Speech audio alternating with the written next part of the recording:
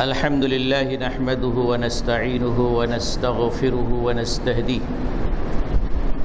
ونؤمن به ونتوكل عليه ونعوذ بالله من شرور أنفسنا ومن سيئات أعمالنا من يهده الله فلا مضل له ومن يضلله فلا هادي له وأشهد أن لا إله إلا الله وحده لا شريك له وأشهد أن محمدًا عبده ورسوله الذي أرسله بالحق بشيرًا ونذيرًا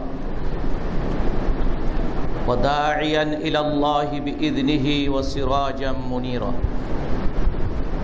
الذي أرسله بالهدى ودين الحق ليظهره على الدين كله ولو كره المشركون الذي بلغ الرسالة وأدى الأمانة ونصح الأمة وكشف الغمة وجاهد في سبيل الله حق جهاده وتركنا على المحجة البيضاء ليلها كنهارها لا يزيغ عنها إلا هالك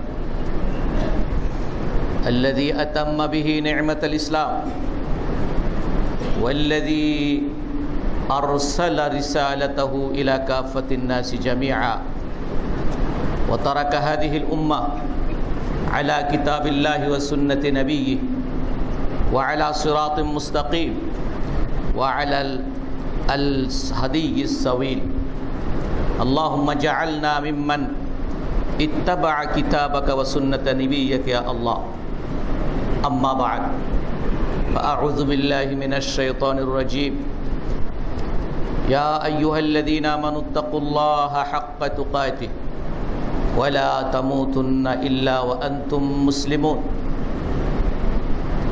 يا أيها الناس اتقوا ربكم الذي خلقكم من نفس واحدة وخلق منها زوجها وبث منهما رجالا كثيرا ونساء واتقوا الله الذي تساءلون به والأرحام إن الله كان عليكم رقيبا يا أيها الذين آمنوا اتقوا الله وقولوا قولا سديدا يصلح لكم أعمالكم ويغفر لكم ذنوبكم ومن يطع الله ورسوله فقد فاز فوزا عظيما يا أيها الذين آمنوا اتقوا الله ولتنظر نفس ما قدمت لغد واتقوا الله إن الله خبير بما تعملون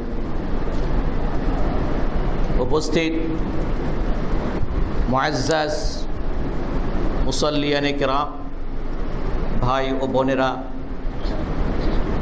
মহান রব্বুল আলামিনের শানে অসংখ্য সিফত এবং সানা এবং যাবতীয় প্রশংসা যেই প্রশংসার একমাত্র হকদার হচ্ছেন মহান রব্বুল আলামিন আলহামদুলিল্লাহ তিনি আমাদেরকে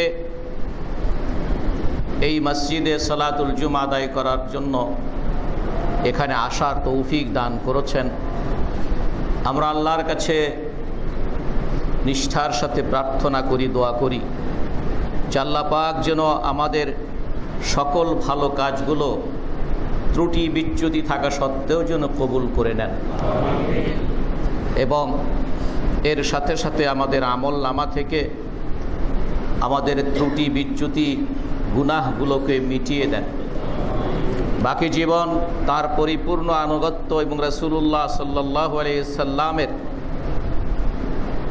হিদায়াতের উপরে নিজেদেরকে চলার তৌফিক দান করেন সম্মানিত ও মুআজ্জাজ মুসল্লি ভাই এবং বোনেরা আমরা গত জুমাতে রিজিকের ক্ষেত্রে ইমানদারদের মুসলিমদের আকীদা বিশ্বাস কি সেই বিষয়ের উপরে আমরা কিছু আলোচনা করেছি আজকেও রিজিকের সাথেই সম্পর্কিত তবে শিরোনামটি হচ্ছে রিজিক লাভের উপায় রিজিক লাভের উপায়সমূহ এটার আরবি শিরোনাম হচ্ছে মাফাতিহুর রিজক। মাফাতিহ শব্দটার বহুবচন, এক বচন হচ্ছে মিফতাহ। মিফতাহ অর্থ হচ্ছে চাবি, যা দিয়ে বন্ধ দরজা বা তালা খোলা হয়, তার বহুবচন মাফাতিহ। সেই অর্থে রিজিক বা রিজিকের চাবিকাঠি, রিজিকের চাবিকাঠি এর অর্থ হচ্ছে রিজিক লাভের উপায়সমূহ, তবে অবশ্যই যে কোরআন এবং সুন্নাহর দৃষ্টিতে। আজকের খুতবার বিষয়বস্তু হচ্ছে মাফাতিহুর রিজক বা রিজিক লাভের উপায়। আল্লাহ আমাদের সকলকে আমাদের জন্য এহকালে এবং পরকালে উপকারে আসে এমন কিছু কথা আমার মুখ থেকে বলার জন্য এবং যারা আমরা শুনছি তাদের জন্য, আমার এবং আপনাদের জন্য, এগুলো যাতে করে আমল করতে পারি, আল্লাহ পাক যেন আমাদেরকে সেই তৌফিক দান করে। মুআজ্জাজ হাদিরিন, সূরা নূহের 10 থেকে 12 নম্বর আয়াতে আল্লাহ পাক মানুষদেরকে যেই কাজটি করলে মানুষদেরকে কিছু পুরস্কার দেন, আর সেই পুরস্কারগুলো বা সবগুলোই এই দুনিয়াতে। তো সেখান থেকে আমরা প্রথম পয়েন্ট নিতে পারি জাল ইস্তেগফার ওয়া তওবা, আল্লাহর কাছে ক্ষমা চাওয়া এবং তওবা করা হচ্ছে রিজিক লাভের একটি উপায়। আল্লাহর কাছে ক্ষমা চাওয়া এবং তওবা করা রিজিক লাভের একটি উপায়। প্রমাণ বা দলিল হচ্ছে সূরা নূহের 10 থেকে 12 নম্বর আয়াত। তাহলে 10, 11, 12 আল্লাহ পাক বলছেন, ফাকুলতু ইস্তাগফিরু রাব্বাকুম ইন্নাহু কানা গাফফারা ইউরসিলিস সামাআ আলাইকুম মিদরারা ওয়া ইউমদিদকুম বিআমওয়ালিন ওয়া বানিন ওয়া ইয়াজআল লাকুম জান্নাতিন ওয়া ইয়াজআল লাকুম আনহারা। আল্লাহ পাক বলছেন ফাকুলতু ইস্তাগফিরু রাব্বাকুম। আল্লাহ পাক সূরা নূহে এই কথাটি নূহ আলাইহিস সালামের ভাষায় আল্লাহ পাক আমাদেরকে জানাচ্ছেন যে ফাকুলতু অর্থাৎ নূহ আলাইহিস সালাম বললেন যে আমি বললাম ইস্তাগফিরু, তোমরা, আমি আমার লোকদেরকে বললাম যে তোমরা আল্লাহর কাছে ইস্তেগফার করো, ক্ষমা প্রার্থনা করো। ইস্তাগফিরু রাব্বাকুম, তোমরা তোমাদের রবের কাছে ইস্তেগফার করো, তোমরা তোমাদের রবের কাছে গুনাহ মাফ চাও। ইন্নাহু কানা গাফফারা, নিঃসন্দেহে তোমাদের রব তিনি অত্যন্ত ক্ষমাশীল। এই কথা বলার পরে ফলাফলটা কি? এটা ইস্তেগফার করলে কি হবে তার ফলাফলটি তিনি উল্লেখ করছেন। ইউরসিলিস সামাআ আলাইকুম মিদরারা, তোমরা যদি আল্লাহর কাছে ইস্তেগফার করো, ক্ষমা চাও আল্লাহর কাছে, তাহলে তিনি তোমাদের উপরে আকাশ থেকে, আসমান থেকে রহমতের বৃষ্টি বর্ষণ করবেন। এক, ওয়ায়ুমদিদকুম বিআমওয়ালিন, এবং তিনি তোমাদেরকে ধন সম্পদ দিয়ে সাহায্য করবেন।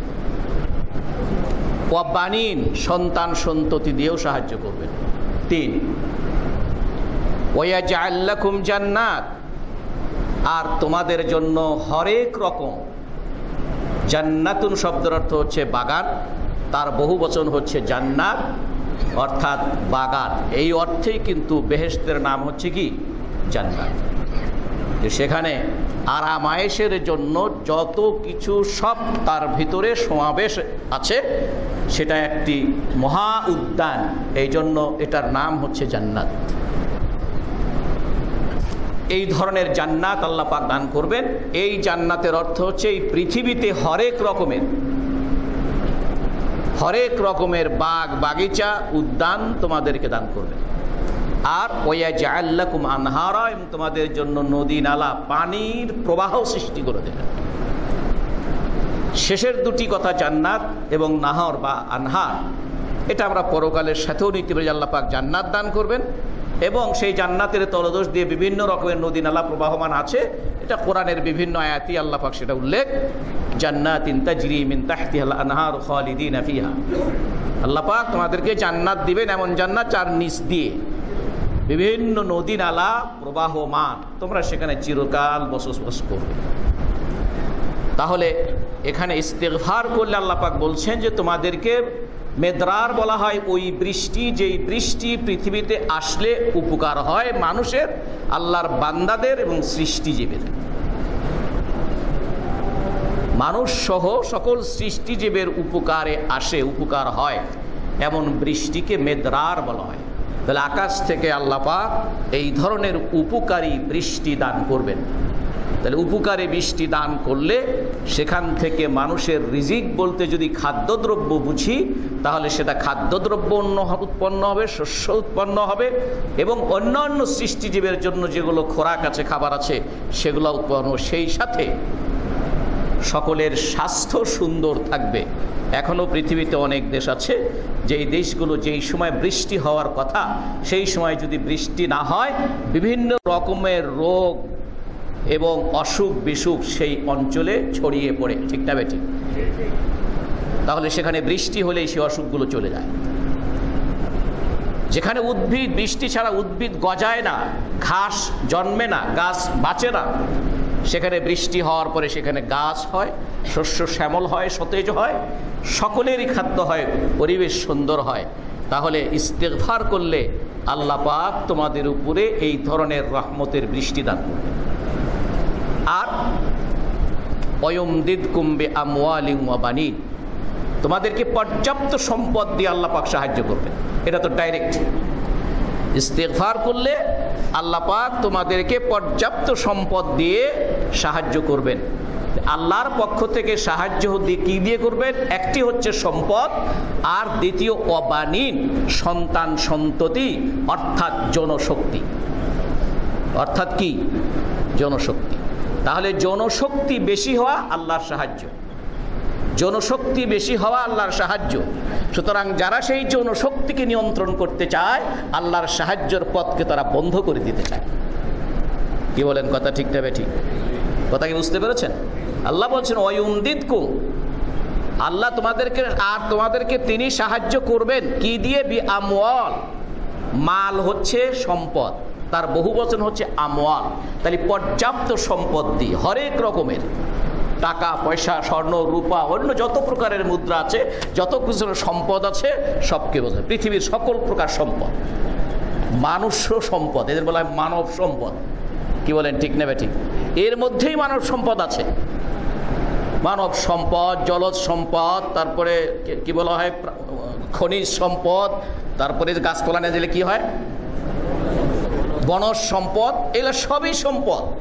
তাহলে আল্লাহ পাক শব্দ ব্যবহার করলেন মাল, তার বহু বচন বিআমওয়াল।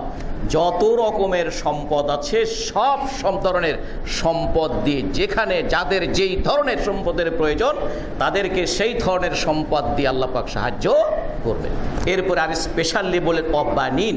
বানিন হচ্ছে ইবনুন শব্দের অর্থ হচ্ছে ছেলের শক্তি, জনশক্তি। আরবিতে যদিও পুত্র সন্তানকে ইবন বলা হয়, কিন্তু মানুষ বোঝানোর জন্য অনেক সময়, যেমন কোরআনে কারিমের মধ্যে আপনি যত জায়গায় মমিনদের কথা আছে, মুসলিমদের কথা আছে, দুই এক জায়গাতে মমিন পুরুষ মমিন নারী আছে, অধিকাংশ জায়গা থেকে বলছেন লিকাউমিন ইয়াকিলুন, যে ওই সকল কওমদের জন্য এই কথাটি ওসিহাতপূর্ণ যারা বোঝে। এই কওমের মধ্যে কি পুরুষ আর নারী আছে না? এই জন্য কোরআনে কারিমে কাদ আফলাহাল মুমিনুন, মমিনরাই সফল কাম হলো। তাই মমিনগণ শব্দ আল্লাহ ব্যবহার করেছেন পুরুষবাচক শব্দ, মমিনগণ।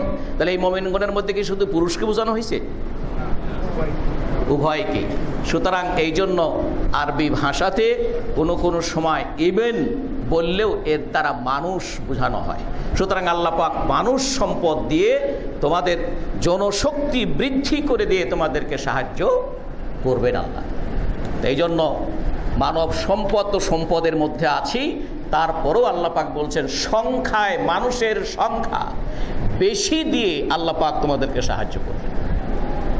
তাহলে মানুষ বেশি হওয়া এটা একটি বাড়ির জন্য, আপনার বাড়িতে আপনার ছেলে মেয়ে বেশি হওয়া এটা আল্লাহর দৃষ্টিতে অভিশাপ নয়, এটা কি আশীর্বাদ, এটা রাহমত।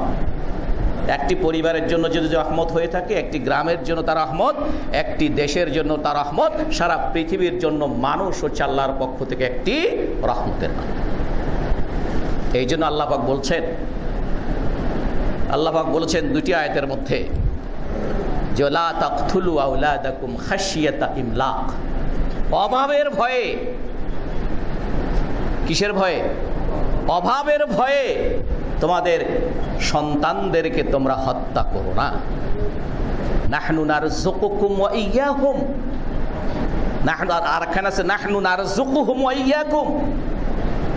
একখানে আছে যে আমি তোমাদেরকে যেমন রিজিক দেই তাদেরকেও তেমনি করে রিজিক দিব, আবার আরেকখানে আছে নাহনু নারযুকুহুম ওয়া ইয়্যাকুম, তাদেরকে আমি রিজিক দেব, তোমাদেরকে আমি রিজিক দেই। সুতরাং নিজেরা পৃথিবীতে এসে আর একজনের আশাটাকে বন্ধ করে দিতে চাও, তার রিজিকের দায়িত্ব কি তুমি?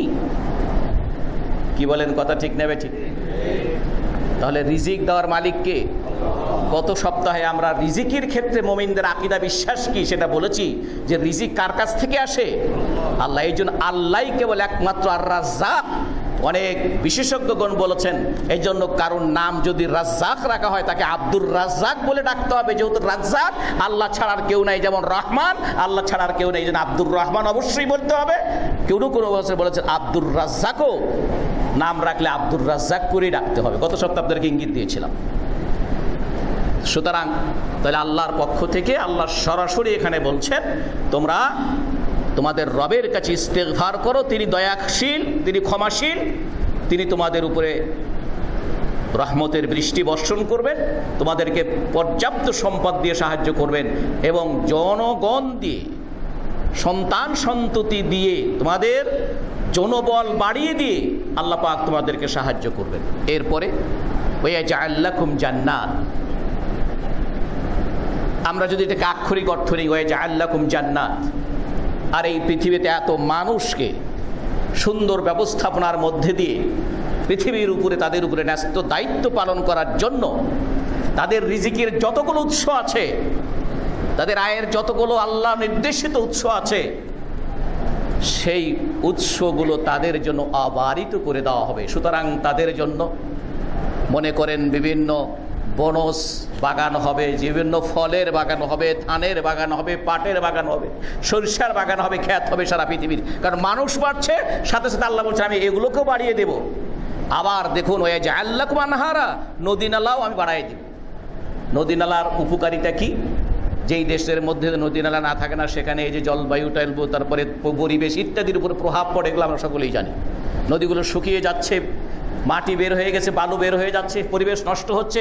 এই কথাগুলো তো আমরা অহরহই শুনতেছি, কথা ঠিক না বেঠিক? তাহলে আল্লাহ পাক এই নহর, এই নদী নালা হওয়া চলা পৃথিবীর মধ্যে দিয়ে যাওয়া, এটা আল্লাহর পক্ষ থেকে কি রহমত। আবার আরেকটি অর্থে যে আল্লাহ পাক যে এত মানুষের ব্যবস্থা করে দেবে, তাদের রিজিক, বিভিন্ন ধরনের যে শস্য ক্ষেত্র, শস্য বাগান আল্লাহ পাক দিবেন, এই শস্যগুলো মানুষের ভারসাম্য রক্ষা করার জন্য, পৃথিবীর ভারসাম্য রক্ষা করার জন্য, কোথাও এলাকায় মানুষের সংখ্যা বেশি হবে, কোনো এলাকায় কম হবে, কোনো এলাকায় সম্পদ বেশি উৎপাদন হবে, কোনো এলাকায় কম হবে, এই ভারসাম্য রক্ষা করার জন্য আল্লাহ পাক নদী নালা, এই জলপথে, এটা যদি পথ হিসেবে ধরেন, সেই পথটাও আল্লাহ পাক, এটাকেও আল্লাহর পক্ষ থেকে একটি রহমত বলে আল্লাহ পাক ঘোষণা করছে। এই জন্য এখন পর্যন্ত পানিপথ পণ্য আনা নেওয়ার খরচটা অন্য পথের চাইতে এখন পর্যন্ত কম, কথা ঠিক না ঠিক? তাহলে মানুষের জন্য যেটা সহজ, মানুষের জন্য যেটা ব্যয় সাশ্রয়, আল্লাহ পাক সেই ব্যবস্থাটার কথা বিশেষভাবে উল্লেখ করলেন। মানুষদের উপরে যেই পাঁচটি পুরস্কার আল্লাহ পাক দেন আল্লাহর কাছে ক্ষমা প্রার্থনা করলে। আমরা তো বলি মাপ চাইলে তো মাপ তো করতেছে না মনে হয় আল্লাহ পাক অবশ্যই কোনো না কোনোভাবে মুমিন বান্দাদের, যারা আমার দোয়া অবশ্যই কবুল হবে আল্লাহর কাছে। ওয়া আনতা মুকিনুন বিল ইজাবা, রাসূলুল্লাহ সাল্লাল্লাহু আলাইহি ওয়াসাল্লাম বলেছেন তুমি আল্লাহর কাছে নিরাশ হয়ে দোয়া করবে না, বরং তুমি আল্লাহর কাছে দোয়া করার সময় তোমার নিষ্ঠাপূর্ণ এই আশা থাকতে হবে, বিশ্বাস থাকতে হবে যে আল্লাহ আমার দোয়াটি অবশ্যই কবুল করবেন। সেটা তুমি যেটা সরাসরি চাও সেটা কখনো পূর্ণ করে দিয়ে, আবার কখনো কখনো তুমি যেটা চেয়েছো সেটা নয়, পরোক্ষভাবে তোমার জন্য এর চাইতে যেটা বেশি উপকারী আল্লাহ পাক সেটা তোমার জন্য কবুল করেছেন, যেটা হয়তো তুমি টের পাও না। এই জন্য মুমিনদের দোয়া 4টি অবস্থার থেকে খালি না। একটি হচ্ছে আপনি যা চান তাই দিয়ে দেবেন আল্লাহ পাক, আরেকটি হচ্ছে এর চাইতে ভালো একটি দিবেন, আরেকটি হচ্ছে এই যে আপনার জন্য আপনি ওটা জানেন না বিরাট বিপদ ছিল, আল্লাহ পাক আপনার এই দোয়া করার কারণেই আল্লাহর কাছে সেটা মুক্ত করে দিয়েছেন। সব কিছু যদি দুনিয়াতে যদি নাও পাওয়া যায় তাহলে আল্লাহ পাক চতুর্থটা বলেছেন যে আমি আমার বান্দাদের দোয়াকে ব্যর্থ হতে দেই না, পরকালে এই দোয়া করার কারণে তার ডিভিশন আমি বাড়িয়ে দেব। সুতরাং এই জন্য আল্লাহ রাসূল বলেছেন আনতা মুখিনুন বিল ইজাবা, তুমি দোয়া করবে তোমার বিশ্বাস হবে এই যে আল্লাহ পাক অবশ্যই আমার দোয়া কবুল করবে। আমি নিজের প্রতি নিরাশ হয়ে আল্লাহর কাছে দোয়া চাইতে, দোয়া করতে, কোনো কিছু চাইতে, কোনো বিপদ দূর করতে আমি ভীত। আল্লাহর প্রতি আমার আশাটা খুব দুর্বল, আল্লাহর প্রতি বিশ্বাসের জায়গাটা আমার অন্তরে খুবই ক্ষীণ। এই জন্য আমি আরেকজনের কাছে যাই, ঠিক না? ঠিক। এক্ষেত্রে যে আল্লাহর দিন থেকে যে যত বেশি দূরে, সে অন্যের উপরে তত বেশি নির্ভরশীল, আল্লাহর প্রতি তার আস্থা যত কম, সে তত বেশি অন্যের উপরে নির্ভরশীল। এই জন্য দোয়া ক্ষেত্রেও সে অন্যদেরকে ভাড়া করে দোয়া করায়।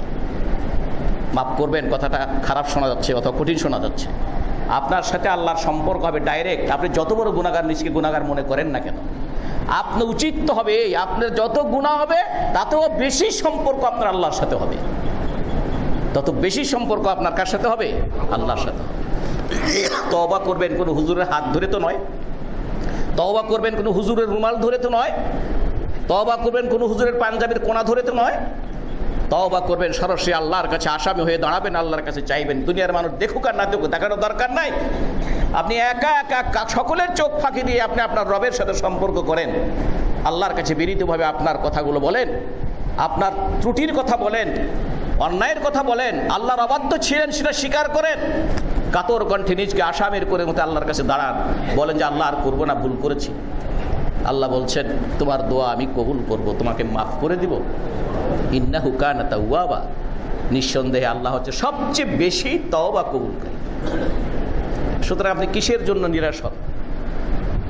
কিসের জন্য আপনি নিরাশ হন?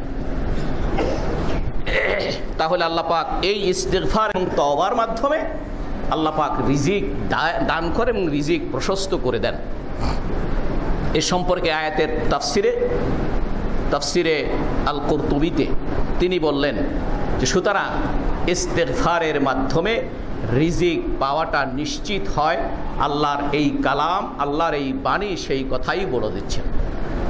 ইবনে কাসির রাহমাতুল্লাহ আলাইহি তার তাফসির ইবনে কাসিরে উল্লেখ করেন ইযা তুবতুম ওয়াস্তাগফারতুমুহু ওয়া আত'আমতুমুহু কাসুরার রিজকু আলাইকুম, তোমরা যদি তওবা করো, ইস্তিগফার করো, তাহলে তোমাদের রিজিককে আল্লাহ পাক বাড়িয়ে দেবেন, বেশি করে দেবেন। একজন ব্যক্তি এসে আল হাসানুল বসরি রহমতুল্লাহ আলাইহির কাছে, নাম শুনছেন আপনারা? আল হাসানুল বসরি, আমাদের হাসান বসরি বলে। হাসান বসরির কাছে একজন এসে বলছেন যে আমাদের এলাকার মধ্যে দুর্ভিক্ষ দেখা দিচ্ছে, আমাদের এলাকায় দুর্ভিক্ষ দেখা দিয়েছে, আপনি কিছু একটা বলুন বা কিছু একটা করুন। তখন তিনি বললেন ফাকালা ইস্তাগফিরিল্লাহ, আল্লাহর কাছে মাফ চাও, আল্লাহর কাছে মাফ চাও। ওয়াজা আখারুন ফাশাকাল ফাকরা, এরপরে আরেকজন আসলো, এসে বলল যে আমি বড় অভাবে আছি, অনটনে আছি, খাবার হচ্ছে না, বাচ্চাদেরকে কাপড় চোপড় দিতে পারছি না, নিজের অভাবের কথা বলে তার কাছে তিনি তুলে ধরলেন। ফাকাল লাহু, তাকেও তিনি বললেন ইস্তাগফিরিল্লাহ, আল্লাহর কাছে মাফ চাও। তৃতীয় আরেকজন আসেন ফাকালা, তিনি এসে তার অন্য কথা বললেন, তিনি এসে বললেন উদুল্লাহ। ভাই বোনেরাও শুনবেন, গল্প করবেন না। উদুল্লাহ আন ইয়ারযুকানি ওয়ালাদা, হে হাসান বসরি আপনি আল্লাহর কাছে দোয়া করুন, আল্লাহ যেন আমাকে সন্তান দান করেন। আমাদের সমাজে এরকম সন্তানের আশা নিয়ে দোয়া চাওয়ার লোক আছে নাকি নাই? আছে। তাহলে আমাদের সন্তান চাই আমরা, যার সন্তানে নাই যিনি সন্তান তিনি সন্তান চান, যার শুধু ছেলে আর সন্তান তিনি মেয়ে সন্তান চান, যার শুধু মেয়ে সন্তান তিনি 16 সন্তান চান, আমরা চাই। হাসান বসরির কাছে সেই ব্যক্তি এসে বললেন যে আপনি আমার জন্য দোয়া করে আল্লাহ পাক যেন সন্তান দান করেন। হাসান বসরি রহমতুল্লাহ আলাই তিনি বললেন যে ইস্তাগফিরিল্লাহ, আল্লাহর কাছে ক্ষমা চাও, ইস্তাগফিরিল্লাহ, আল্লাহর কাছে ক্ষমা চাও। তখন উপস্থিত হাসান বসরির সামনে যারা বসা ছিলেন তারা সকলেই বললেন, এই লোকটাও চলে গেল, যে যাই এসে বলল আপনি সকলকে একই কথা বললে, যে একই ওষুধ দিয়ে দিলেন যে ইস্তাগফিরিল্লাহ ইস্তাগফিরিল্লাহ ইস্তাগফিরিল্লাহ। ঘটনাটা কি? যে এসে যে অসুবিধার কথা বললো, অসুবিধা হলো ভিন্ন ভিন্ন, কিন্তু সবাইকে আপনি একই উপদেশ দিলেন। তখন সেটা হচ্ছে আজাবতাহুম বিজাওয়াবিন ওয়াহিদিন, আপনি তাদের প্রশ্নগুলোর উত্তরে একটাই জবাব দিলেন, ওয়াহুয়াল ইস্তিগফার, সেটা হচ্ছে ইস্তিগফার করা, ক্ষমা প্রার্থনা করা। ফাকাল রাহিমাহুল্লাহ, হাসান বসরি রহমতুল্লাহ আলাই তিনি জবাব দিলেন এই প্রশ্ন, তার সাথীদের প্রশ্নের উত্তরে তিনি বলছেন, মা কুলতু মিন ইনদি শাইআ, আমার নিজের পক্ষ থেকে কিছুই বলি নাই, আমার নিজের পক্ষ থেকে কিছুই বলি নাই। কোত্থেকে বলেছি? ইন্নাল্লাহা ইয়াকুল, আল্লাহ বলেছেন। এই যে নূহর যে আয়াতগুলো আপনাদের সামনে পড়লাম উনি এই আয়াতটি পড়লেন যে আল্লাহ কি বলেছেন, ফাকুল তুস্তাগফিরু রাব্বাকুম ইন্নাহু কানা গাফফারা ইউরসিলিস সামা আলাইকুম মিদরারা ওয়া ইউমদিদকুম বিআমওয়ালিন ওয়া বানিন ওয়া ইয়াজআল লাকুম জান্নাতিন ওয়া ইয়াজআল লাকুম আনহারা। তাহলে এখানে সন্তান চাইলে পরে দোয়া ক্ষমা করতে হবে, ক্ষমা চাইতে হবে, রিজিক চাইতে হলে ক্ষমা করতে হবে, অনাবৃষ্টি দুরাবৃষ্টি দুর্ভিক্ষ দূর করতে হলে সেখানে কি করতে, সবখানে কি সবগুলোই এটা কভার করে এই আয়াতের মধ্যে। সব তারা যে প্রশ্নগুলো আছে সব প্রশ্নের উত্তর আল্লাহ নিজেই দিয়ে দিয়েছেন যে আল্লাহর কাছে কি করো, ইস্তেগফার করো। সুতরাং এই ইস্তেগফার হাসান বসরি রহমতুল্লাহ আলাই তিনি এভাবে কোরআন দিয়ে তাদেরকে বললেন। অথচ সেই হাসান বসরি রহমতুল্লাহ আলাইয়ের নামে তিনি ছিলেন মুহাদ্দিস, তিনি ছিলেন মুফাসসির, তিনি ছিলেন কিতাবের আল্লাহর কালামের তিনি ছিলেন মহাপণ্ডিত। অথচ এরাকে বলে যে উনি নাকি সবচেয়ে বড় সুফি ছিলেন, এটা তার নামে এটা বলা হয়। যাই হোক, সে প্রসঙ্গ আমাদের আজকে আলোচনা নয়। এই হলো 1 নম্বর, তাহলে ইস্তেগফার এবং তওবা। 2 নম্বর কারণ কি? সানিয়ান আত-তাওয়াক্কুলু আলাল্লাহ হাক্কাত তাওয়াক্কুল, আল্লাহর উপরে যথাযথভাবে আস্থা এবং তাওয়াক্কুল করা। 2 নম্বরটা হচ্ছে আত-তাওয়াক্কুল, আল্লাহর উপরে যথাযথ আস্থাবান হওয়া এবং আল্লাহর উপরে তাওয়াক্কুল করা। এ সম্পর্কে ইমাম আহমদ এবং তিরমিজি তাদের হাদিস গ্রন্থদ্বয়ে, ইমাম আহমদ তার মুসনাদে আহমদ আর ইমাম তিরমিজি রাহিমাহুল্লাহ তার সুনানুত তিরমিজিতে এই হাদিস বলেন বিসানাদিন সহি সনদে, অর্থাৎ সহি হাদিস, যে রাসূলুল্লাহ সাল্লাল্লাহু আলাইহি সাল্লাম বলেছেন, লাউ আন্নাকুম তাওয়াক্কালুনা আলাল্লাহি হাক্কা তাওয়াক্কুলিহি লারাযাকাকুম কামা ইউরযাকুত তায়রু তাগদু খিমাসান ওয়া তারুহু বিতানা। আল্লাহ পাক বলছেন, আল্লাহ রাসূল বলছেন, তোমরা যদি আল্লাহর প্রতি সেই রকম আস্থাবান হতে, আল্লাহর উপরে যদি সত্যিকারের তাওয়াক্কুল, যেভাবে আস্থা রাখতে হয়, যেভাবে ভরসা করতে হয়, এইরকম ভরসা যদি তোমরা করতে পারতে, তাহলে আল্লাহ পাক পশু পাখিকে যেমন আহার দেন, রিজিক দেন, তিনি তোমাদেরকেও সেইভাবে রিজিক দিতেন। তোমরা কি দেখো না, একটি পাখি বা পাখির দল, পশুরা তারা ঘর থেকে ক্ষুধার্ত অবস্থায় বের হয়, আবার যখন তাদের বাসায় ফিরে আসে তখন তাদের উদর পূর্তি করে ফিরে আসে। অথচ তাদের 1 বিঘা জমিও নাই, 1 একরও নাই, 100 একরও নাই, 1000 একরও নাই, গোটা একটা ডিস্ট্রিক্টই নিজের সমস্ত সম্পদ নিজের নামে করে নিয়েছে। এরকম মানুষও তো আছে না নাই? তো সুতরাং আবার আমরা শুনি, কখনো কখনো শুনি অমুক এলাকার সেই মহান সম্রাট, তিনি, তার হাত দিয়ে সব কিছু ওই এলাকায় হয়। তাদের আবার কখনো কখনো শাস্তি হয়, শাস্তি আবার কেউ দেয়, আবার কেউ মাফ করে দেয়। এই হচ্ছে দুনিয়ার খেলা, কথা ঠিক না? যে কেউ শাস্তি দেয়, কেউ আবার কি করে দেয়, মাফ করে দেয়। আল্লাহর কাছে এরকম বিচার হবে না। শাস্তির যোগ্য হয়ে গেলে সেখান থেকে আর মাপ নাই, সেখান থেকে আর কি নাই, মাপ যা নেওয়ার আগেই নিতে হবে।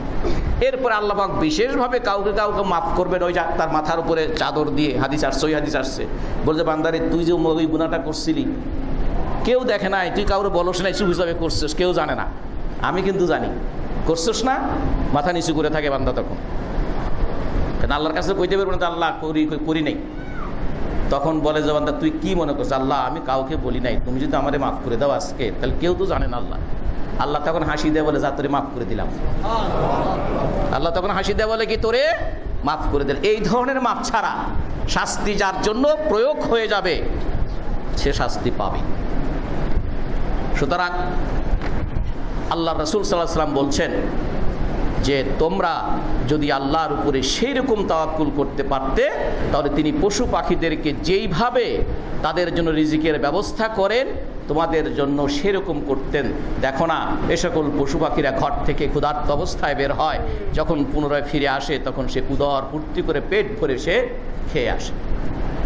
তাহলে পশুদেরতে কোনো জমি নাই, জিরাত নাই, ব্যবসা নাই, বাণিজ্য নাই, শিল্প নাই, কারখানা নাই, চাকরি নাই, বাকরি নাই, হাল নাই, চাষ নাই, কিছুই নেই তাদের। তাহলে সে বের হচ্ছে কোথায়, তার জন্য রিজিক সে জানে না, ঘর থেকে বের হচ্ছে। কিন্তু তার জন্য আল্লাহর এই দুনিয়াতে রিজিকের ব্যবস্থা কে করেছেন? আল্লাহ করেছেন। ওমা মিন দাব্বাতিন ফিল আরদি ইল্লা আলাল্লাহি রিজকুহা। পৃথিবীর যত কিছু আছে, যাদের রিজিকের দরকার, আহারের দরকার, খাবারের দরকার, যার যা দরকার, সেই ব্যবস্থা করার দায়িত্ব কার? আল্লাহ। আল্লাহ নিজেই বলছেন ইল্লা আলাল্লাহি রিজকুহা, তাদের এই ব্যবস্থা করার দায়িত্ব হচ্ছে আল্লাহর উপরে। আল্লাহ নিজেই নিজের উপরে এই দায়িত্ব নিয়েছেন, কেউ তার উপরে দায়িত্ব চাপিয়ে দেন। এখানে সূক্ষ্ম একটি বিষয় আছে যে তাহলে পশু পাখিরা তারা সম্পূর্ণ আল্লাহর উপর নির্ভর করে, সম্পূর্ণ আল্লাহর উপরে তারা আস্থাবান। তবু ওই হাদিসের মধ্যে একটি জিনিসের প্রতি সুস্পষ্ট ইঙ্গিত আছে। এই যে পাখিরা বাসায় থাকে, বাবুই পাখি ধরেন অথবা যারা গাছের পাখা বানায়, তারা যখন তাদের বাসা থেকে থাকে, বাসার থেকে তারা বের হয়, রাসূল বলছে তারা ক্ষুধার্ত অবস্থায় বের হয়, তাহলে বাসায় বসে থাকে না। বাসায় বসে থেকে আল্লাহর উপর তাওয়াক্কুল করে বলে না যে বাসায় বসে থাকলাম, আল্লাহ যখন রিজিকের দায়িত্ব নিয়েছেন তাহলে তিনি পৌঁছায় দিবেন, এটা না, বরং রিজিকের তালাশে তারা বের হয়। রিজিকের তালাশে তারা বের হয়, এটাকে বলা হয় রিজিক অর্জন করার জন্য উপায় অবলম্বন করা। এই জন্য রিজিক অর্জন করার জন্য উপায় অবলম্বন করা আল্লাহর উপরে তাওয়াক্কুল করার পরিপন্থী নয়। কথা কি বুঝতে পেরেছেন? রিজিক অর্জন করার জন্য উপায় অবলম্বন করা আল্লাহর উপরে ভরসা করা, তাওয়াক্কুল করার পরিপন্থী নয়, এর বিপরীত নয়, বরং আল্লাহর উপরে তাওয়াক্কুল করার এটা একটি অংশ। ছোট্ট একটি সহিহ কিসসা আপনাদেরকে শোনাই। আমিরুল মুমিনিন ওমর ইবনুল খাত্তাব রাদিয়াল্লাহু তাআলা আনহু একদিন মসজিদে 10টা-11টার সময়, যখন মানুষ যখন কাজে থাকে, সেই সময় মসজিদের মধ্যে কয়েকজন যুবক তাদেরকে দেখলেন যে তারা ওখানে কি কথাবার্তা বলতেছে। তিনি একটু দূর থেকে তাদেরকে চিনতে পারলেন না, কাছে গিয়ে দেখেন যে আসলেই চিনতেছেন না। তখন ভাবলেন না, রাত যাই হোক বোধহয় দূরের মানুষ, মুসাফির হবে, দূরের মানুষ, কাছের কেউ না। জিজ্ঞাসা করলেন মিন আইনা আনতুম, তোমরা কোথাকার? বললো যে আমরা ইয়ামান থেকে আসছি।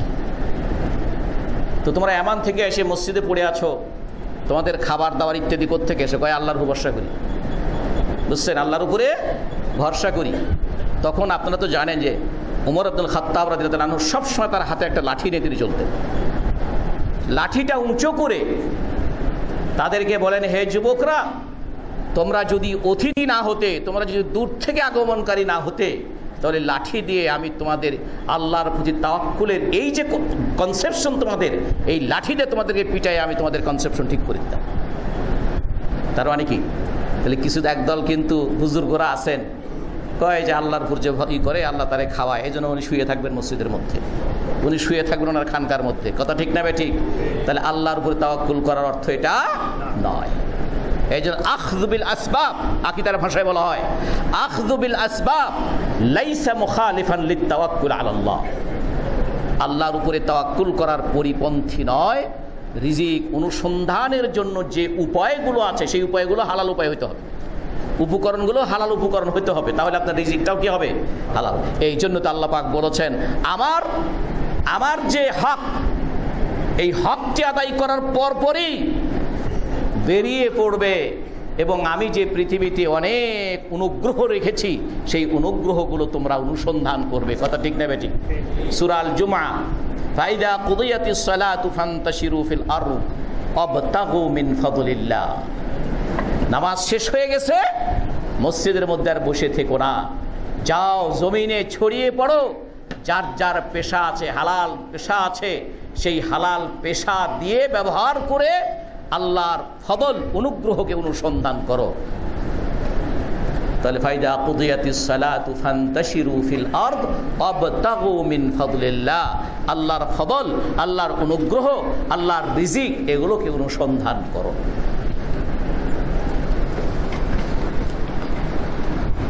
এরপরে আল্লাহর জন্য তৃতীয় হচ্ছে আল্লাহর ইবাদত করা, মানে যেই কাজগুলো করণীয় সেগুলো করা, যেগুলো করতে নিষেধ করেছেন সেগুলো না করা, এবং এগুলো গুরুত্বের সাথে করা, নিষ্ঠার সাথে করা, দায় সারা গোছের নয়, মনোযোগের সাথে নিষ্ঠার সাথে সেগুলো আদায় করা। ইমাম তিরমিজি, ইবনে মাজা এবং ইবনে হিব্বান এই সকল মুহাদ্দিসগণ তাদের সংকলিত হাদিস গ্রন্থগুলোতে সহিহ সনদে উল্লেখ করেছেন একটি হাদিস। আবু হুরায়রা রাদিয়াল্লাহু তাআলা আনহু থেকে বর্ণিত, তিনি বলছেন, ক্বালা রাসূলুল্লাহ সাল্লাল্লাহু আলাইহি ওয়াসাল্লাম, আল্লাহর রাসূল সাল্লাল্লাহু আলাইহি ওয়াসাল্লাম বলেছেন, ইন্নাল্লাহ ইয়াকুল, হাদিসে কুদসি, ইন্নাল্লাহ ইয়াকুল, রাসূলুল্লাহ সাল্লাল্লাহু আলাইহি ওয়াসাল্লাম বলেছেন যে ইন্নাল্লাহ তাআলা ইয়াকুল, আল্লাহ তাআলা বলেছেন। রাসূলুল্লাহ সাল্লাল্লাহু আলাইহি ওয়াসাল্লাম বলেছেন যে আল্লাহ তাআলা বলেছেন। এই ধরনের হাদিস যেগুলো শুরু হয় সেই হাদিসগুলোর নাম কি? হাদিসে কুদস। আল্লাহ কি বলেছেন? ইয়া ইবনা আদম তাফাররাগ লিইবাদাতি আমলা সাদরাকা গিনান ওয়া আসুদ্দু ফাকরা। তুমি আমার ইবাদত নিষ্ঠার সাথে করো, আমি তোমার মনটাকে বড় করে দিব, তোমার মনটাকে প্রশস্ত করে দিব, তোমার মনটাকে আমি ধনী বানিয়ে দিব, আর তোমার অভাব আমি দূর করে দেব। এই জন্য বলা হয় মনের দিক থেকে যে ধনী সেই ধনী, কি বলেন ঠিক না? আল গিনা আল গানি গিনান নফস, আরবিতে প্রবাদ আছে, ওই ব্যক্তি হচ্ছে প্রকৃত ধনী যে মনের দিক থেকে ধনী। আল্লাহ বলছেন তোমার মনকে আমি ধনী বানিয়ে দিব, তোমার মনকে প্রশস্ত করে দেব, উদার করে দেব তোমার মনকে, আর কি আসুদ্দু ফাকরাক, এবং তোমার অভাবকে আমি দূর করে দেব, তোমার অভাব আমি মিটিয়ে দেব। ওয়া ইল্লা তাফআল মালাতু ইয়াদাইকা শুগলা ওয়া লাম আসুদ্দু ফাকরা, আর যদি তা না করো তাহলে তোমার ব্যস্ততা আমি বাড়িয়ে দেব আর তোমার অভাব কোনোদিনও মিটবে না। যার 1 বিলিয়ন শত শত বিলিয়ন টাকার মালিক সে তত বেশি ব্যস্ত, ঠিক না ঠিক?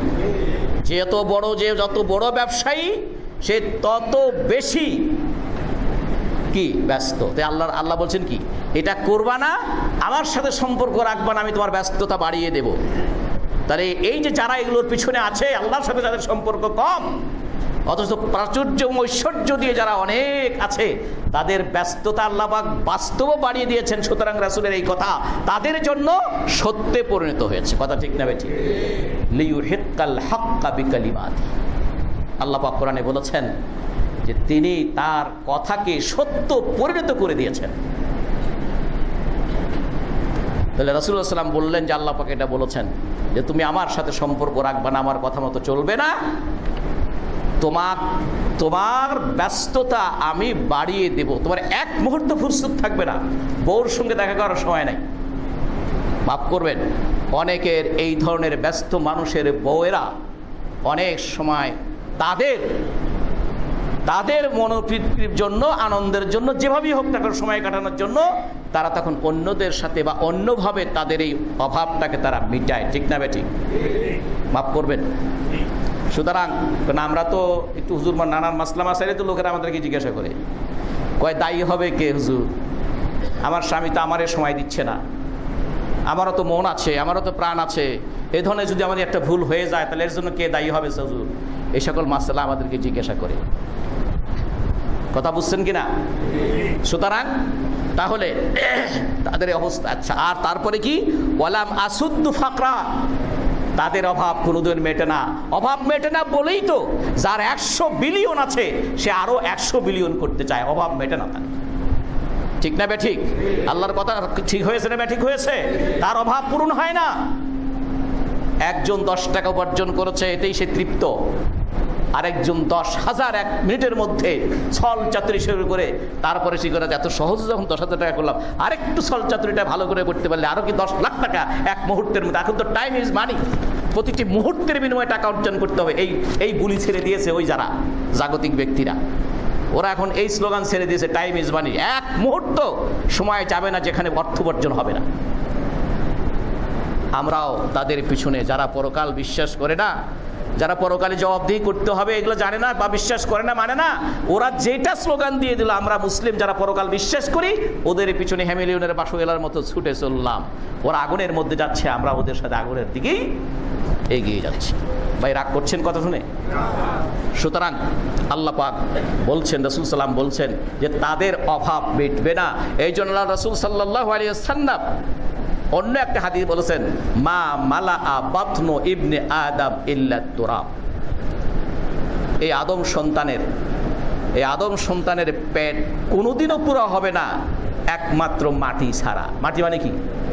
যেদিন মরে যাবে ওই দিন সে তার পেট পুরো হবে, এর আগে পেট পুরো হবে না।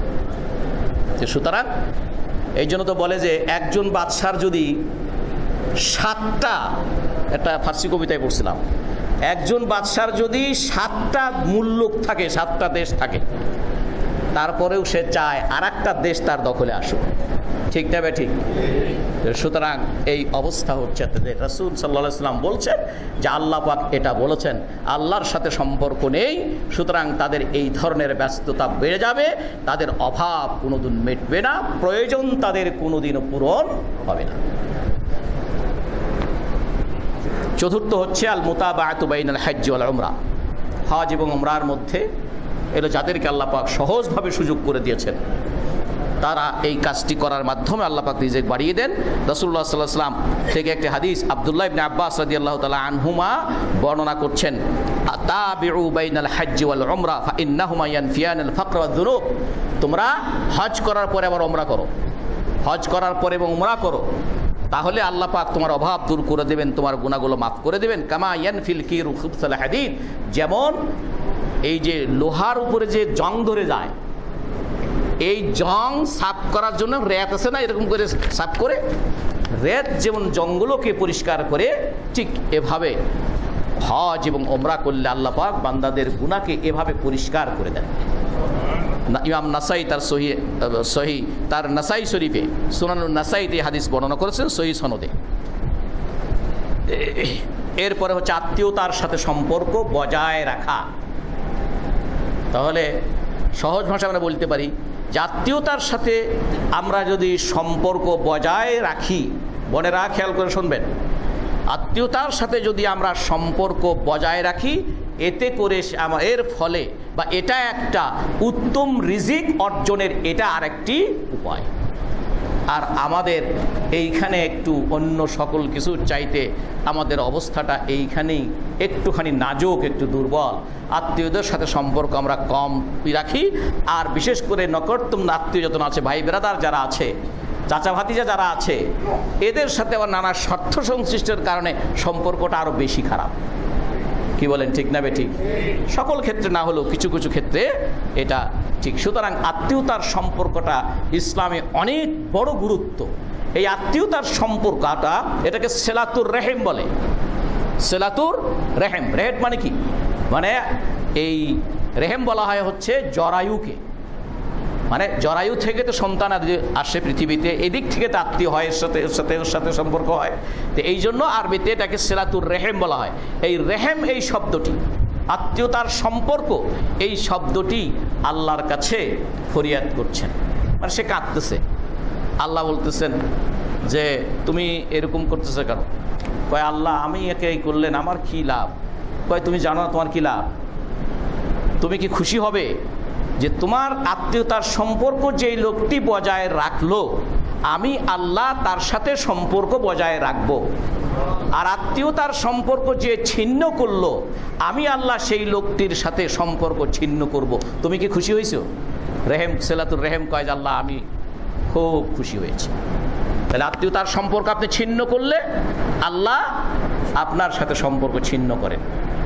আর ভাই বা বোনরা আমরা যারা আছি, পরিবারের সদস্যরা যারা আছি, আমরা যদি আমার ভাইকে, আমার স্ত্রীকে, আমার স্বামীকে, আমার বাবাকে আত্মীয়র সাথে সম্পর্ক ছিন্ন করার জন্য যদি উৎসাহ দেই, চাপ দিতে থাকি, তাহলে কি গুনাহ আমার হবে না? হবে না? সুতরাং এই ক্ষেত্রে যারা যেভাবে ভূমিকা রাখি, আবার যদি সম্পর্ক বজায় রাখার জন্য যদি আমরা উৎসাহিত করি, তাহলেও সেক্ষেত্রেও আমার আল্লাহর কাছে অনেক বড় পুরস্কার আছে। সুতরাং আত্মীয়তার সম্পর্ক বজায় রাখা এটা রিজিক অর্জনের আরেকটি উপায়। আল্লাহর রাসূল সাল্লাল্লাহু আলাইহি সাল্লাম বলেছেন, মান আহাব্বা, বুখারীর হাদিস, মান আহাব্বা আন ইউবসাতা লাহু ফি রিজকিহি ওয়া ইউনসা লাহু ফি আথারিহি ফালিয়াসিল রাহিমাহু। যে ব্যক্তি চায় তার রিজিককে প্রশস্ত করে দেওয়া, আমার রিজিক প্রশস্ত হোক এবং আমার মৃত্যু দেরিতে হোক, এটা যে চায়, ফালিয়াসিল রাহিমাহু, সে যেন তার আত্মীয়তার সাথে সম্পর্ক বজায় রাখে। বুখারী শরীফের হাদিস। রাসূলুল্লাহ সাল্লাল্লাহু আলাইহি ওয়াসাল্লাম আরো বলেছেন, মান সাররাহু আন ইউযিমাল্লাহ রিজকাহু ওয়া আন ইয়ামুদ্দা ফি আজালি ফালিয়াসিল রাহমা। ওই আগের হাদিসের একই অর্থ আরেকটা হাদিস ইমাম আহমদ বর্ণনা করেছেন, যে ব্যক্তি চায় যে আল্লাহ পাক তার রিজিককে বাড়ায় দিক, খুব বড় করে দিক, সেজন্য তার আত্মীয়তার সাথে সম্পর্ক বজায় রাখে। এভাবে রাসূলুল্লাহ সাল্লাল্লাহু আলাইহি ওয়াসাল্লাম এর সম্পর্কে আরও অনেকগুলো হাদিস বলেছেন, আমি সবগুলো এখানে বলছি না। 6 নম্বর হচ্ছে আল ইনফাকু ফি সাবিলিল্লাহ, আল্লাহর পথে ব্যয় করা। আল্লাহর পথে ব্যয় করা, যেমন আল্লাহ পাক কোরআনে বলেছেন, ওয়ামা আনফাকতুম মিন শাইইন ফাহুয়া ইউখলিফুহু ওয়া হুয়া খায়রুর রাযিকিন। যারা আল্লাহর পথে, তোমাদের মধ্যে তোমরা যারা আল্লাহর পথে কিছু দান করো, সবটুকু কিন্তু আল্লাহ পাক দান চায় না আপনার কাছে, সবটুকু চায় না কিন্তু আল্লাহ। এই জন্য আল্লাহ বলছেন, আমিম্মা রাযাকনাহু, আমি তোমাদেরকে যে রিজিক দিই তা থেকে কিছু আল্লাহর পথে দান করো।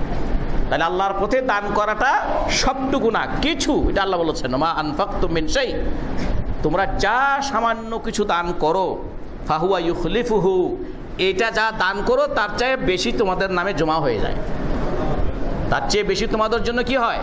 জমা হয়ে যায়। ফাহুয়া খায়রুর রাযিকিন, আর আল্লাহ হচ্ছেন সর্বোত্তম রিজিক দাতা। এছাড়া রাসূলুল্লাহ সাল্লাল্লাহু আলাইহি ওয়াসাল্লাম বলেছেন, আনফিক ইয়া বেলাল ওয়ালা তাখশা মিন যিল আরশি ইকলালা।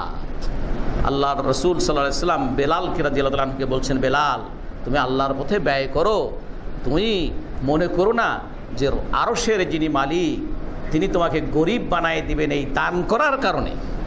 দান করার কারণে তিনি তোমাকে অভাবী করবেন, গরিব বানিয়ে দিবেন, এতটা নিরাশ তুমি আল্লাহর প্রতি হয়েও না। তো সুতরাং মুসলিম শরীফের হাদিস। এছাড়া অন্যের একটা হাদিস আছে মুসলিম শরীফে, ইয়া ইবনা আদম আনফিক উনফিক আলাইকা। আল্লাহ পাক বলছেন, এটাও হাদিসে কুদসি, হে বনি আদম, হে আদম সন্তানরা, তোমরা আল্লাহর পথে ব্যয় করো। আল্লাহ বলছে, তাহলে আমি তোমাদের জন্য ব্যয় করব, আমি তোমাদের জন্য ব্যয় করব। সুতরাং এভাবে এই সকল উপায়ের মাধ্যমে আল্লাহ পাক রিজিককে প্রশস্ত করে দেন। আল্লাহ আমাদের সকলকে কথাগুলো বোঝার তৌফিক দান করুন। বারাকাল্লাহু লানা ওয়া লাকুম ফিল কুরআনিল আযীম ওয়া নাফা'আনি ওয়া ইয়্যাকুম বিমা ফীহি মিনাল আয়াতি ওয়াদ যিকরিল হাকীম। আকুলু কওলি হাযা ওয়া আস্তাগফিরুল্লাহ লি ওয়া লাকুম ওয়া লিসাইরিল মুমিনিন ফাস্তাগফিরু ইন্নাহু হুয়াল গফুরুর রহিম।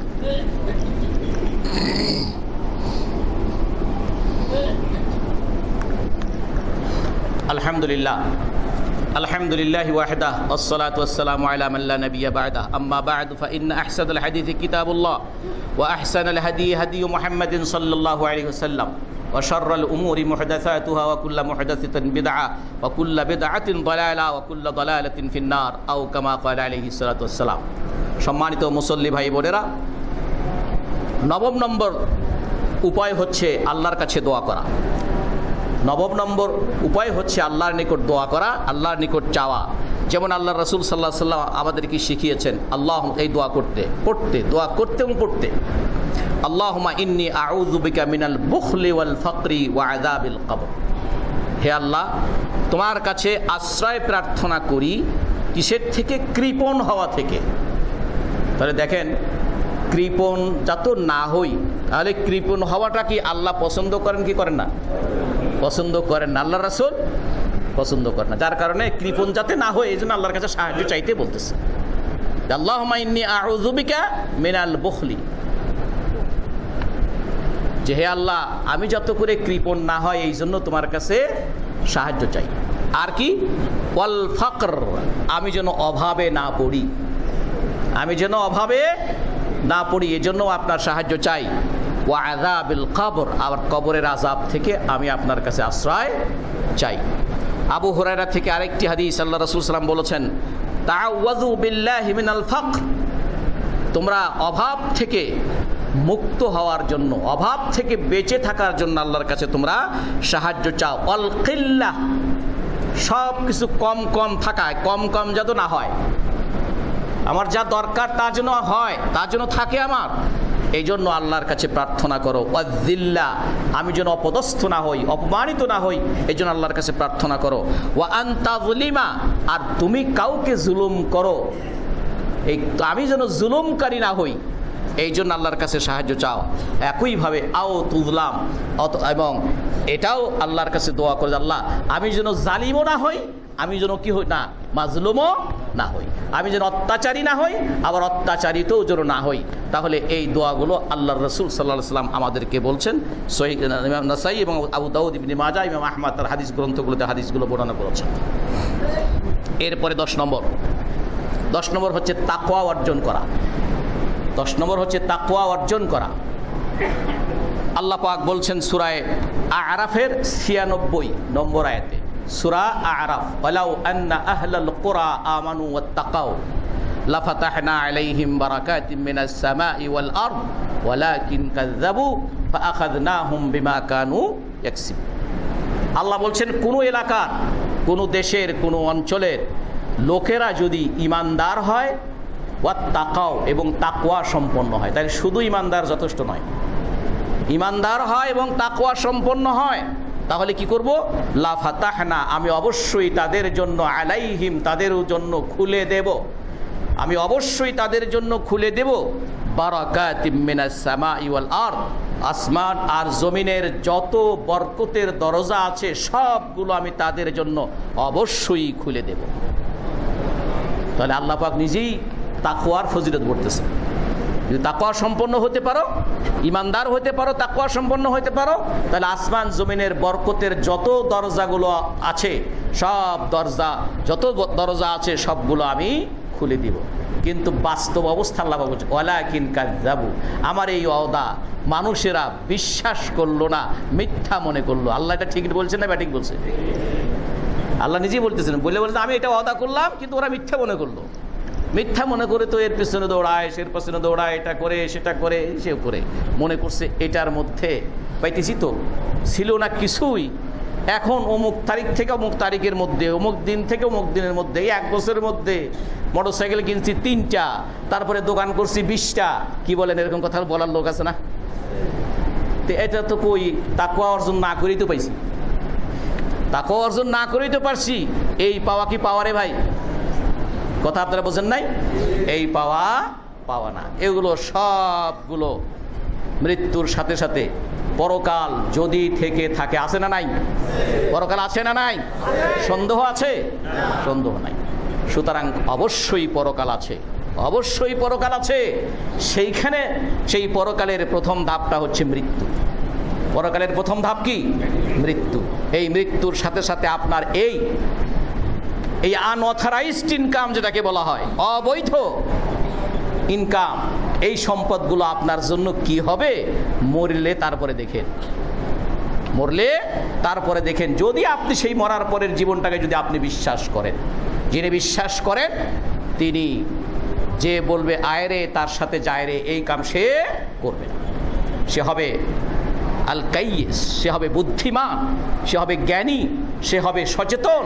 আল্লাহর রাসূল যেমন বলেছেন, আল কাইয়িসু মান দানা নাফসাহু, ওই ব্যক্তি সচেতন যে নিজকে ভালো করে জানে, নিজের সম্পর্কে যে সচেতন, নিজের সম্পর্কে যে সচেতন।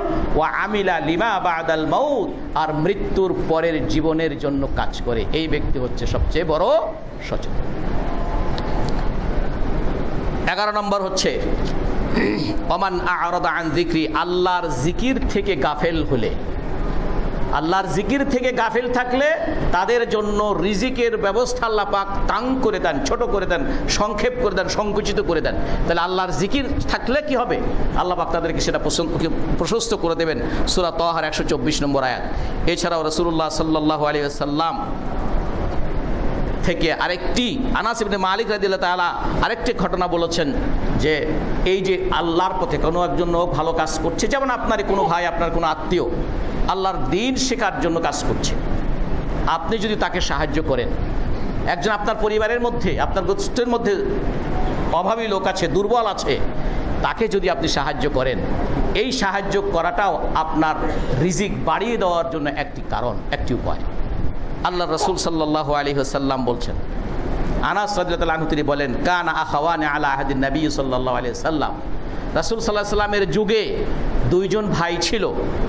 ফাকানা আহাদুহুমা ইয়াতিন নবী সাল্লাল্লাহু আলাইহি ওয়াসাল্লাম ওয়াল আখারু ইয়াহতারিফু, দুই ভাইয়ের একজন রাসূলুল্লাহ সাল্লাল্লাহু আলাইহি ওয়াসাল্লামের কাছে এসে দ্বীন শিখতেন, ওয়াল আখারু অন্যজন কৃষি কাজ করতেন বা ব্যবসা বাণিজ্য করতেন। তাহলে দুই ভাইয়ের এক ভাই রাসূলের কাছে এসে দ্বীন শিখতেন, আর একজন কি পেশার কাজ করছেন, রুজি রোজগারের জন্য ব্যস্ত থাকতেন। ফাশাকাল মুহতারিফ আখাহু, তখন ওই ভাই যে নাকি কাম কাজ করে, এখনও তো আছে, বসে বসে ঘোরস, যার একটু মাদ্রাসার পড়স, সারাদিন এর মতো আমি খাটি আর তুই বাবুগিরি করে ঘোরস, কি বলেন বলেন না এরকম? সুতরাং সেই রকম আল্লাহ রাসূলের কাছে এসে অভিযোগ করে, রাসূলুল্লাহ আমি সারাদিন খেটে মরি আর আমার ভাইটা আপনার এখানে এসে দিন শেখে বা কথা শেখে। তখন রাসূলুল্লাহ সাল্লাল্লাহু আলাইহি ওয়াসাল্লাম তাকে বললেন, লাআল্লাকা তুরযাকা বিহি, তুমি পরিশ্রম করতেছো ঠিকই, কিন্তু হতে পারে আল্লাহ পাক ওই তোমার ভাইকে যে তুমি সহযোগিতা করছো, এই কারণেই তোমাকে আল্লাহ পাক রিজিকের ব্যবস্থা করছে। অন্য একটি হাদিসে আছে, ওয়াহাল তুরযাকুনা ইল্লা বিদুআফাইকুম, যে সকল দুর্বল অভাবী মানুষদেরকে তোমরা সাহায্য করো, এই সাহায্য, তাদেরকে সাহায্য করার কারণেই আল্লাহ পাক তোমাদের রিজিক বাড়িয়ে দেয়। আল্লাহ পাক আমাদের সকলকে কথাগুলো বোঝার তৌফিক দান করুন, এবং এই উপায় অবলম্বন করে আমরা যদি আল্লাহর কাছে রিজিক আমাদের মন তৃপ্তি করার মতো, আমাদের অল্পে তুষ্ট, এটা কি কোনো প্রশংসনীয় গুণ নাকি অপ্রশংসনীয় গুণ? ভাই প্রশংসনীয় গুণ। কানা বলা হয় আরবিতে, কানা, অল্পতে তুষ্টু। তো অল্পতে তুষ্ট থাকার মানে আপনার যা প্রয়োজন সেটা পূরণ হবে, আপনার যেটা বৈধ প্রয়োজন সেটা পূরণ হবে, এবং সেটা নিয়ে আপনি খুশি থাকবেন। এটার নাম হচ্ছে আল কানা, এটার নাম হচ্ছে অল্পে তুষ্ট। আল্লাহ আমাদের সকলকে কথাগুলো বোঝা দান করুক। ইবাদাল্লাহ সাল্লু আলা নাবিয়্যিকুম হাইথা আমারাকুম রাব্বুকুম বিসসালাতি ওয়াসসালামি আলাইহি ফাকাল ইন্নাল্লাহা মালাইকাতাহু ইউসাল্লুনা আলান নাবী ইয়া আইয়ুহাল্লাযীনা আমানু সাল্লু আলাইহি ওয়া সাল্লিমু তাসলিমা। আল্লাহুম্মা সাল্লি ওয়া সাল্লিম ওয়া বারিক আলা নাবিয়্যিকা মুহাম্মদ ওয়া আলা আলিহি ওয়া সাহবিহি ওয়া সাল্লাম। আরদাল্লাহুম্মা আনিস সাহাবা خصوصا أبي بكر وعمر وعثمان وعلي وعن بقية أصحاب رسول الله صلى الله عليه وسلم أجمعين وعن التابعين لهم ومن تبعهم بإحسان إلى يوم الدين وعنا معهم بجودك وكرمك ورحمتك يا أرحم الراحمين. ربنا آتنا في الدنيا حسنة وفي الآخرة حسنة وقنا عذاب النار. ربنا ظلمنا أنفسنا وإن لم تغفر لنا وترحمنا لنكونن من الخاسرين. ربنا اغفر لنا ولإخواننا الذين سبقونا بالإيمان ولا تجعل في قلوبنا غلا للذين آمنوا ربنا إنك رؤوف رحيم. رب ارحمهما كما ربياني صغيرا. رب ارحمهما كما ربياني صغيرا. اللهم أعز الإسلام والمسلمين وأذل الشرك والمشركين. اللهم انصر من نصر الدين واخذل من خذل الدين. عباد الله إن الله يأمر بالعدل والإحسان وإيتاء ذي القربى وينهى عن الفحشاء والمنكر والبغي يعظكم لعلكم تذكرون. فاذكروني أذكركم واشكروا لي ولا تكفرون.